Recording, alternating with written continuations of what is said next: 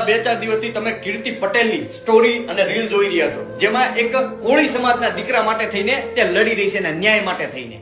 એનું નામ છે સચિન મકવાણા, એટલે કે ગોગાનો લાડકો. આખી વાત તો જાણે એવી છે કે આજે સચિન મકવાણા અને જે એ યુવતી છે, એ યુવતી બંને પ્રેમમાં પડે છે. પ્રેમમાં પડે એટલે એકબીજાને મળવા જાય છે. હવે એ વાત આ યુવતીના પિતાને ખબર પડે છે. એટલે જેવી યુવતીના પિતાને ખબર પડે છે એટલે યુવતીનો પિતા એ યુવતીને દબાવે છે, મારે છે, દડાવે છે, ધમકાવે છે. પછી એ દીકરા એટલે કે સચિન મકવાણા વિરુદ્ધમાં ફરિયાદ કરે છે. આટલી કલમો એની પર લગાડવામાં આવે છે અને એમાં એ દીકરીની ઉંમર 18 વર્ષથી નીચે હતી, એટલે એની માથે પોક્સો એક્ટ પણ લગાડવામાં આવી. હવે આવું બધું થાય એટલે સ્વાભાવિક છે કે બધાના ઘરે ખબર પડે, એટલે કે આ દીકરાના ઘરે પણ ખબર પડી. એટલે એના પિતાશ્રી, દીકરાના પિતાશ્રી, આજે દીકરી છે એના માતા પિતા પાસે ગયા ને ભાઈ તમે આ બધું છોડી દો, એમ તમે આ બધું જવા દો, અમારી આબરૂ શું રહેશે, આમ તેમ એ બધી વાત કરી એને, બરાબર. છતાંય તે વ્યક્તિને દયા ન આવી, કારણ કે આ એક દીકરાનો વાંક નહોતો, અરે એની દીકરીનો પણ વાંક તો હોય જ ને, કારણ કે એક હાથે ક્યારેય તાળી ન વાગે. આનો આ દેશમાં કદાચ આ દીકરો બનવું ને બહુ મોટો ગુનો છે, કારણ કે આપણી માટે કોઈ કાયદો જ નથી દીકરાઓ માટે. અને જ્યારે દીકરીના પિતા એ જે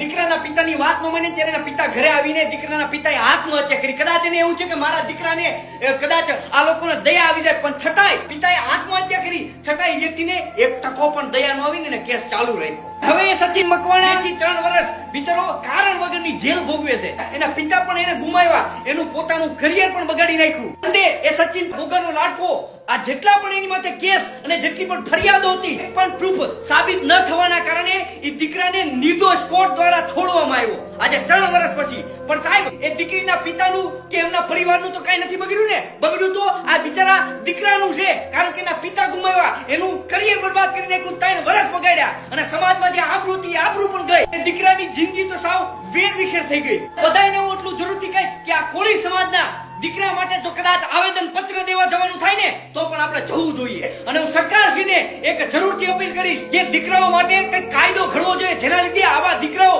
જે કારણ વગરના જેને જેલ હવાલે કરવામાં આવે છે અને એની જિંદગી બગાડી નાખવામાં આવે છે.